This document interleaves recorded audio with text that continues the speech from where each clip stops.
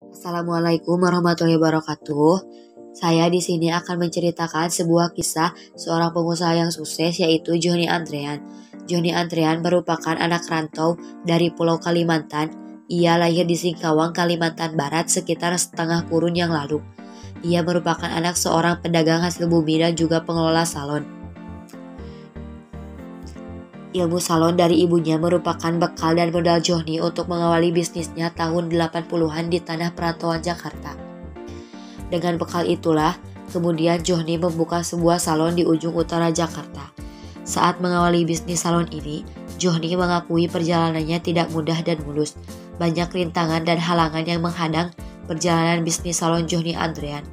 Tantangan umum yang sering kali dialaminya adalah menjaga stylist mereka agar tetap mau bekerja di salonnya. Tahun 1998, rintangan terbesar dalam bisnisnya datang menghampiri dirinya. Saat itu, 19 gerai salonnya menjadi korban penjarahan orang-orang yang tak bertanggung jawab dalam peristiwa tragedi Mei 1998. Meski demikian, Johnny tak patah arang. Ia bersama dengan karyawan setia dan sisa gerai salon yang ada mulai menata dan membangun kembali bisnisnya. Walau harus berpindah-pindah di antara salon yang masih beroperasi, Johnny dan karyawan setianya terus berjuang dan bekerja keras. Hasilnya perlahan-lahan bisnis salonnya pun kembali tumbuh dan berkembang. Setelah mulai bisa berkembang, Johnny mendirikan sekolah stylist bernama Johnny Andrean School dan Training. Pendirian sekolah ini bertujuan untuk menghasilkan stylist yang kompeten dan profesional. Dengan bekal keahlian tata rambut yang dimilikinya, lulusan dari sekolah ini nantinya ditempatkan pada salon-salon Johnny Andrean yang telah tersebar di seluruh Indonesia. Kesuksesan di usaha salon ternyata tak membuat Johnny puas. Ia kemudian meluaskan bisnisnya ke bidang bisnis kuliner. Dengan ide kreatifnya, ia lalu membawa brand besutannya Bird Duck dari Singapura ke Indonesia dengan konsep baru yang kemudian laris manis. Setelah sukses dengan bisnis salon, Johnny Andrean kemudian memutuskan untuk menjadi master French waralaba Bird Duck dari Singapura. Sebelum benar-benar membuka gerai pertamanya, Johnny Andrean pergi ke Singapura dalam beberapa bulan untuk belajar mengolah roti. Setelah memahami seluk-beluk pengolahan roti, maka pada bulan Maret 2003, ia pun membuka gerai Bird Duck pertamanya di Mall Kepala Gading, Jakarta. Di tangannya, konsep waralaba Bird Duck yang telah ada dimodifikasi dan dikreasikan sedemikian rupa hingga membuahkan hasil yang memuaskan. Gerai Bird Duck tersebut ia desain terbuka dan transparan sehingga konsumen bisa melihat proses produksinya. Akibat pengunjung pun tertarik berkunjung ke gerainya dan membeli roti yang diproduksinya, walaupun harganya tak bisa disebut murah. Terobosan yang dilakukan Johnny ini dianggap merupakan sebuah strategi yang cerdas, sebab selain konsumen bisa melihat proses pembuatan roti, aroma wangi roti Bird Duck pun secara tidak langsung menyebar di area mall dan akan menarik selera pengunjung mall yang ada.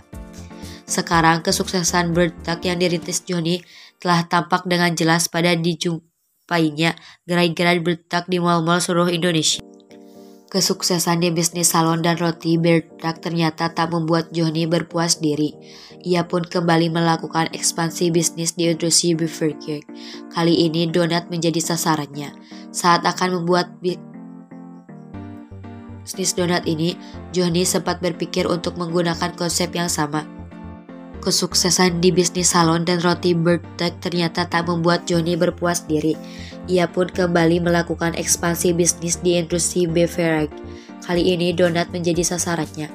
Saat akan membuka bisnis donat ini, Johnny sempat berpikir untuk menggunakan konsep yang sama dengan Bird Duck, yaitu membeli hak waralaba dari luar negeri.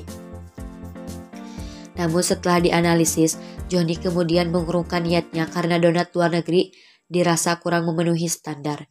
Analisis Johnny sendiri waktu itu memang tak sembarangan.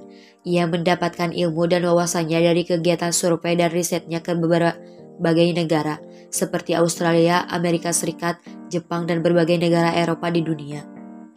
Alhasil, keputusannya untuk tidak membeli waralaba luar negeri pun sangat tepat.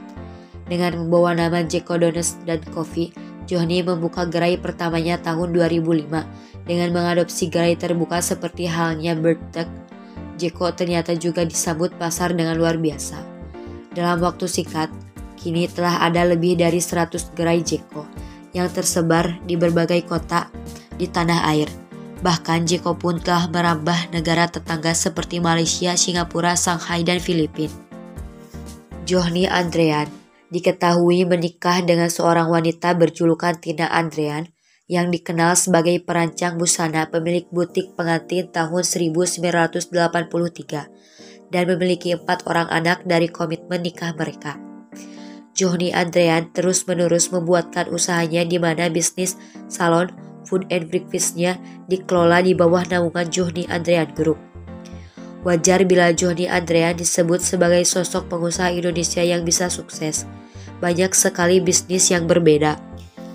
Demikian perjalanan bisnis Johnny Andrean yang bisa menjadi contoh bagi kita untuk tidak menyerah pada keadaan. Merintis bisnis dari nol hingga makmur seperti sekarang dan terjun langsung untuk belajar dan banyak pengetahuan tentang bisnis yang dijalankan. Penting juga melakukan inovasi dan berani mengambil risiko, karena tak selamanya bisnis berjalan dengan mulus. Sekian kisah yang saya ceritakan. Semoga termotivasi untuk bermulai berwirausaha. Terima kasih. Wassalamualaikum warahmatullahi wabarakatuh.